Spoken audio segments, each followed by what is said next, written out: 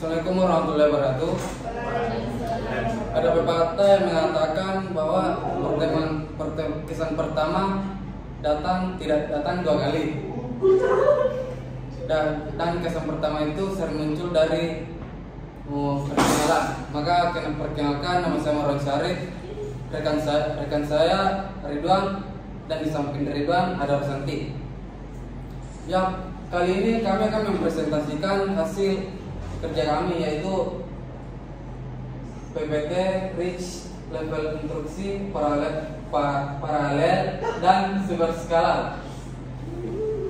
Dan pemateri pertama itu adalah Ridwan. Dengan ini saya persilakan. Baik, langsung saja. Apa itu RISC? Definisi RISC, Resolution Instruction Set Computer.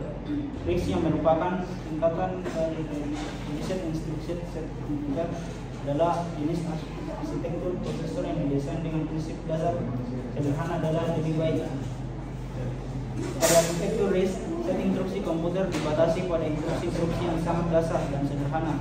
Instruksi-instruksi ini dirancang untuk dieksekusi dengan cepat dalam satu siklus jam. Ciri-ciri utama RISC: 1. Set instruksi sederhana. Arsitektur RISC memiliki set instruksi yang relatif kecil dan sederhana. Instruksi-instruksi ini biasanya hanya melakukan operasi dasar seperti penjumlahan, pengurangan, pemindahan data, dan perbandingan. 2. Eksekusi instruksi tunggal. RISC yang mengutamakan eksekusi instruksi tunggal dalam satu siklus jam. Setiap instruksi biasanya memerlukan satu siklus jam untuk dieksekusi. 3. People lining. Banyak implementasi RISC menggunakan teknik people lining, di mana beberapa tahapan dieksekusi instruksi berjalan secara bersamaan. Ini meningkatkan throughput instruksi. 4. Register umum banyak. RISC biasanya memiliki banyak register umum yang dapat digunakan untuk menyimpan data sementara. Hal ini meminimalkan ketergantungan pada memori utama. Keuntungan dari penggunaan arsitektur RISC: kinerja yang cepat. Karena instruksi-instruksi dalam RISC sangat sederhana dan memerlukan satu siklus jam untuk dieksekusi, prosesor RISC cenderung memiliki kinerja yang lebih cepat. 2. Prediksi jalur eksekusi atau branch prediction. RISC lebih mudah diprediksi dalam percabangan branching karena hampir setiap instruksi dalam RISC memerlukan satu siklus jam. Hal ini memungkinkan implementasi teknik prediksi percabangan yang efisien. 3. Efisiensi energi. Karena instruksi sederhana dan cepat, prosesor RISC cenderung lebih efisien dalam penggunaan energi dibandingkan dengan arsitektur kompleks seperti CISC. 4. Kemudahan pengembangan. Karena instruksi sederhana, pemrograman dalam bahasa rakitan RISC lebih mudah dipahami dan diterjemahkan dalam kode mesin. 5. Skalabilitas. RISC memungkinkan peningkatan kinerja dengan meningkatkan frekuensi jam atau menambahkan people lining dan unit eksekusi tambahan. Karakter RISC. Instruksi dasar RISC, Resolution Instruction Computer. Arsitektur RISC mengutamakan instruksi-instruksi yang sederhana dan dasar. Meskipun set instruksi RISC dapat bervariasi tergantung pada implementasinya. Berikut adalah beberapa contoh instruksi dasar yang sering ditemukan dalam arsitektur RISC. Load atau LW. Instruksi untuk memuat data memori utama ke register. Kedua, store SW. Instruksi untuk menyimpan data dari register ke memori utama. Yang ketiga, add. Instruksi untuk menambahkan dua nilai ada dalam register. Keempat, subtract. Instruksi untuk mengurangkan dua nilai dalam register. Kelima, move. Instruksi untuk memindahkan data dari satu register ke register lainnya. People lining dalam RISC. Salah satu ciri khas dari arsitektur RISC adalah penggunaan people lining.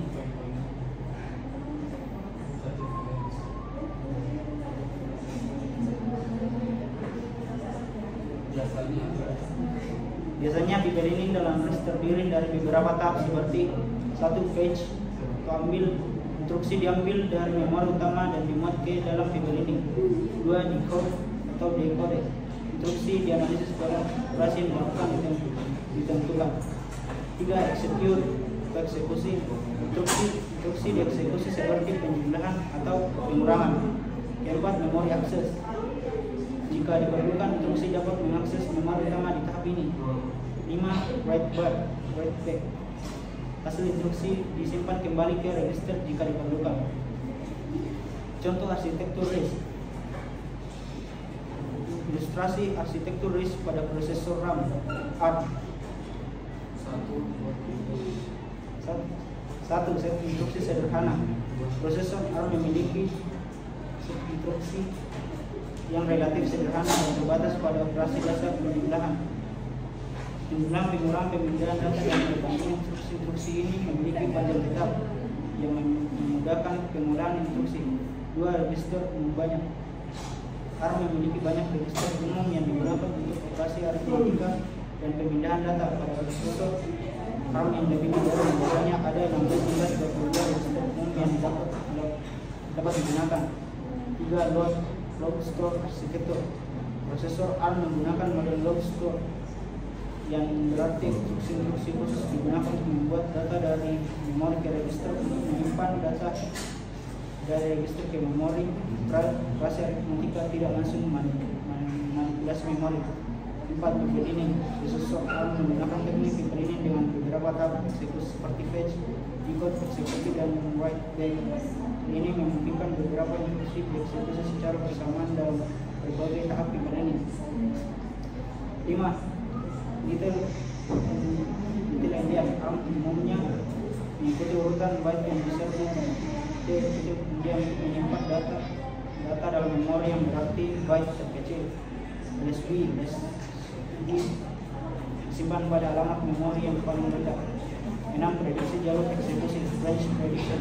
ARM menggunakan teknik prediksi percabangan untuk meningkatkan efisiensi eksekusi instruksi sehingga mengurangi waktu pemblokiran setelah akibat percabangan.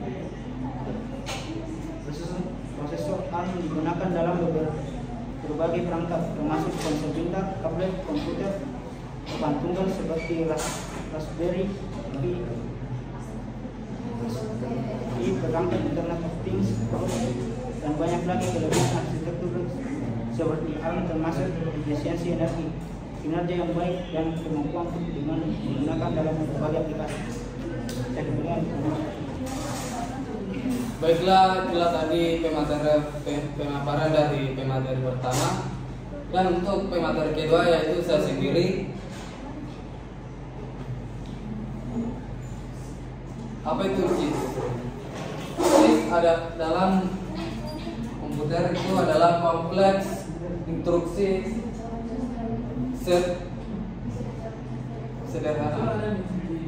kompleks instruksi set komputer. Nah, dalam bahasa Indonesia atau disebut komputer dengan set instruksi kompleks. CIS memiliki ciri utama set instruksi kompleks. Set instruksi yang sangat beragam dan seringkali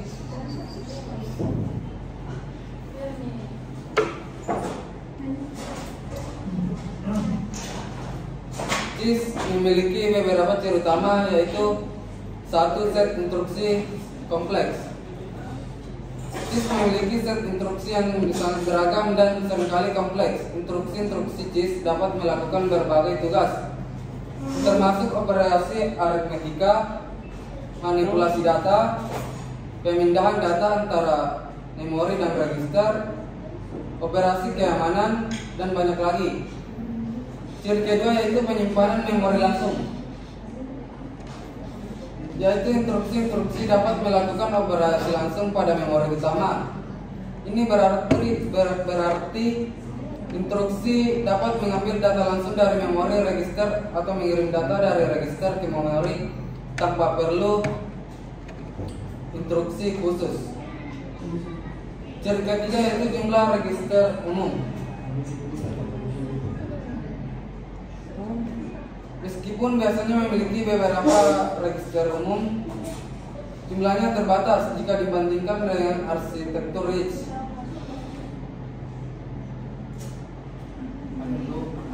pos itu.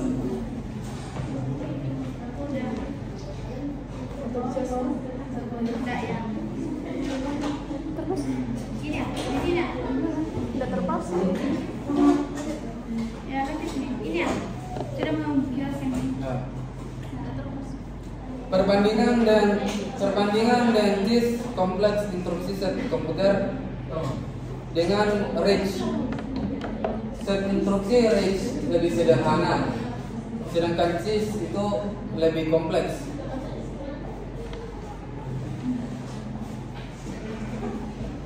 Panjang instruksi pada RISC biasanya memiliki panjang yang tetap yang memudahkan dekode atau eksekusi, sedangkan JIS biasanya memiliki panjang yang bervariasi yang dapat membuat dekode dan eksekusi lebih rumit. Eksekusi instruksi pada RISC umumnya dieksekusi dalam siklus jam yang memang lebih cepat, sedangkan JIS instruksi biasanya memerlukan beberapa siklus jam untuk dieksekusi karena kompleksitasnya. Penggunaan register pada RISC menggunakan banyak register umum dan mendorong pemindahan data antara register. Sedangkan JIS cenderung lebih mengandalkan operasi memori langsung daripada penggunaan register.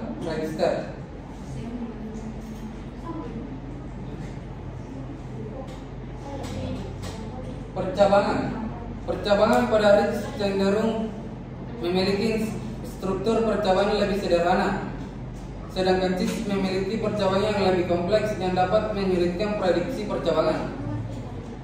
Ukuran chip RISC cenderung memerlukan lebih sedikit transistor, sedangkan ukuran chip pada JIS cenderung memerlukan lebih banyak transistor yang dapat menghasilkan ukuran chip yang lebih besar. Efisiensi energi. Efisiensi pada RISC biasanya lebih efisien dan penggunaan lebih hemat, sedangkan efisiensi energi pada JIS cenderung lebih boros karena instruksinya lebih kompleks. Kesimpulannya, RISC dan JIS memiliki trade-off yang berbeda. RISC lebih sederhana, cepat, dan efisien dalam penggunaan energi, sementara JIS lebih kompleks dan bisa memiliki instruksi yang lebih kuat. Itulah pemaparan dari saya. Saya serahkan untuk pemateri ketiga, yaitu Resanti.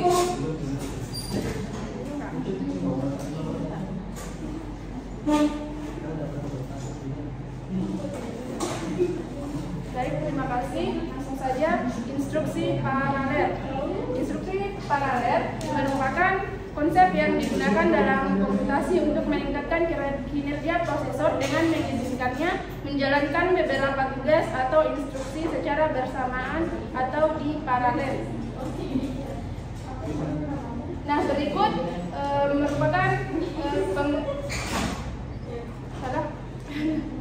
berikut adalah pengenalan lebih lanjut tentang konsep instruksi paralel dan manfaatnya dalam peningkatan kinerja prosesor. Yang pertama itu konsep instruksi paralel.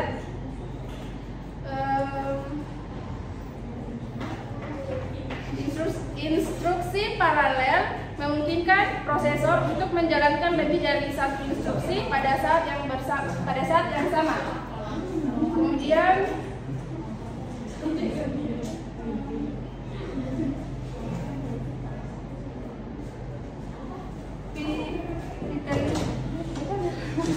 dibelinging. Prosesor dibagi menjadi beberapa tahap dan setiap tahap dapat menjalankan instruksi yang berbeda secara bersamaan. Ketika satu instruksi selesai di satu tahap, tahap berikutnya mulai menjalankan instruksi berikutnya. Kemudian super skala execution. Prosesor mampu menjalankan beberapa instruksi yang independen secara bersamaan dalam satu siklus clock. Very long instruction word merupakan prosesor menerima instruksi-instruksi yang harus dijalankan secara bersamaan dan menjalankan menjalankannya dalam satu siklus clock. Kemudian multi-threading. Prosesor dapat menjalankan beberapa tas secara bersamaan, memungkinkan beberapa aliran instruksi aktif dalam satu prosesor. Kedua, manfaat instruksi paralel dalam peningkatan kinerja prosesor. Pertama, peningkatan kecepatan. Dengan menjalankan instruksi secara bersamaan, waktu yang dibutuhkan untuk menyelesaikan tugas tertentu dapat berkurang secara signifikan. Ini menghasilkan peningkatan kecepatan prosesor. Kemudian peningkatan kinerja tugas paralel. Tugas-tugas yang memungkinkan instruksi paralel seperti pemrosesan data besar, pemrosesan grafis, dan komputasi ilmiah dapat dijalankan lebih cepat dan efisien. Kemudian peningkatan responsivitas. Peningkatan kinerja prosesor dapat meningkatkan responsibilitas sistem komputer dan membuatnya lebih responsif terhadap perintah pengguna. Kemudian efisiensi energi. Dalam beberapa kasus, instruksi paralel dapat membantu mengurangi konsumsi energi karena tugas selesai lebih cepat, sehingga prosesor dapat beralih ke mode hemat daya dengan lebih efisien. Kemudian kemampuan menangani beban kerja berat.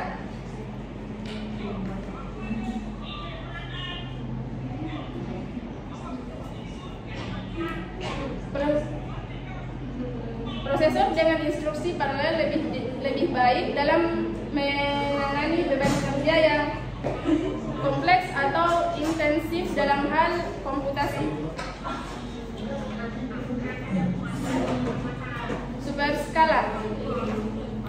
Superscalar merupakan salah satu jenis arsitektur komputer yang dirancang untuk meningkatkan kinerja prosesor dengan cara menjalankan beberapa instruksi secara bersamaan dalam satu siklus clock. Konsep superscalar. Superscalar adalah arsitektur komputer yang memungkinkan prosesor untuk menjalankan beberapa instruksi secara bersamaan dalam satu siklus clock. Prosesor superscalar memiliki multiple fungsional unit fungsional yang dapat bekerja secara independen dan menjalankan instruksi-instruksi yang tidak memiliki ketergantungan satu sama lain.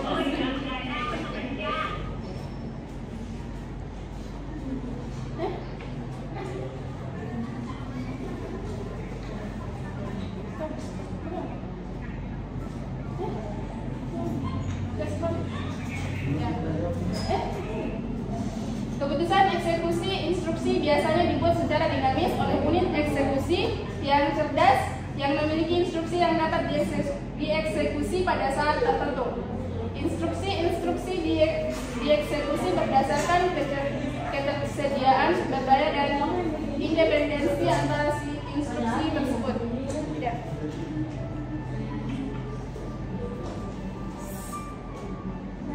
Bagaimana arsitektur superscalar meningkat kinerja prosesor? Yang pertama itu eksekusi instruksi secara bersamaan.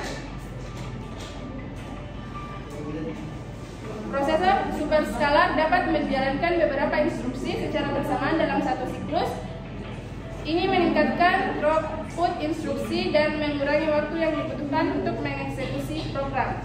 Kemudian yang kedua, penggunaan sumber daya yang efisien. Dengan multiple functional units, prosesor superscalar dapat memanfaatkan sumber daya komputasi dengan lebih efisien. Instruksi-instruksi yang tidak bergantung pada satu sama lain dapat dieksekusi secara bersamaan sehingga tidak ada unit eksekusi yang menganggur. Ketiga, pemilihan instruksi yang cerdas. Unit eksekusi dalam arsitektur superscalar seringkali memiliki kecerdasan untuk memilih instruksi yang dapat dieksekusi berdasarkan independensi instruksi. Ini memungkinkan eksekusi yang lebih efisien dari instruksi yang tersedia. Keempat, peningkatan kinerja umum. Dengan menjalankan beberapa instruksi dalam satu siklus, arsitektur superscalar meningkatkan kinerja prosesor secara umum. Ini berguna dalam berbagai aplikasi termasuk pemrosesan data intensif, dan pemrosesan paralel. Contoh-contoh arsitektur superskala. Yang pertama, Intel Pentium atau P5.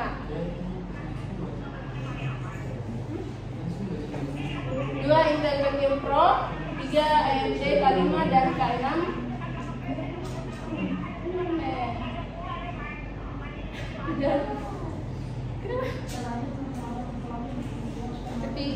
Ketiga,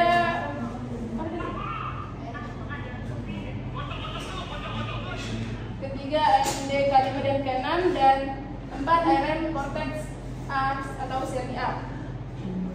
Saya berikan kayak moderator. Baiklah, itulah tadi pemaparan dari kami. Adapun sesi pertanyaan kami buka. Kepada yang ingin bertanya, dipersilakan. Ya, Kepada Saudara Rizal Tato dipersilakan. Baik, terima kasih atas kesempatan yang diberikan kepada saya untuk memberikan pertanyaan kepada saudara yang presentasi. Jadi pertanyaan saya, apa perbedaan antara arsitektur superskala Intel AMD K5 dan AMD K6? Sekian. saya kan tadi dijelaskan pada contoh-contoh arsitektur superskala, ada contohnya yaitu ada Intel Pentium P5 dan Intel Pentium Pro. Ya, bisa dijelaskan apa saja perbedaan dari kedua contoh-contoh arsitektur superskala tersebut? Terima kasih. Baiklah, saya akan menjawab pertanyaan dari Saudara Fawas, yaitu apa perbedaan Intel Pentium P5 dengan Intel Pentium Pro?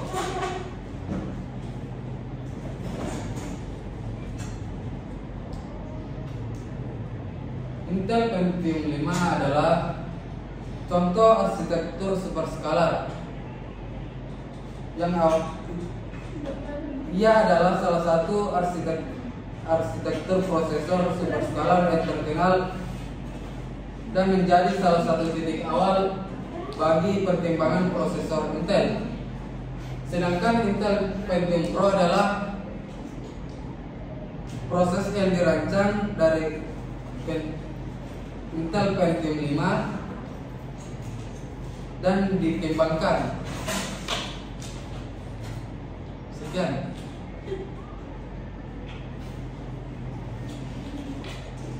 Bagaimana? Jawaban saya terima. Baiklah, untuk pertanyaan dari Saudara Rizal Tato akan dijawab oleh Ridwan.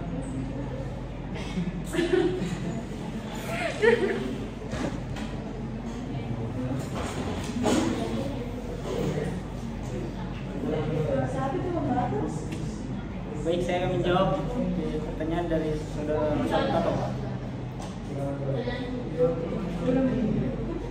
AMD K5 dan K6 dirancang untuk digunakan pada komputer desktop dan laptop, sedangkan ARM Cortex A seri A dirancang untuk digunakan pada perangkat mobil seperti smartphone dan tablet. Bagaimana? Bagaimana Saudara Rizal Tato, apakah terima dengan jawaban Ridwan? Terima. Dengan diterimanya jawaban dari Saudara Ridwan, telah berakhir pula lah presentasi dari kelompok kami. Apabila ada kurang atau lebihnya mohon dimaafkan. Wabillahi taufiq wal hidayah. Assalamualaikum warahmatullahi wabarakatuh.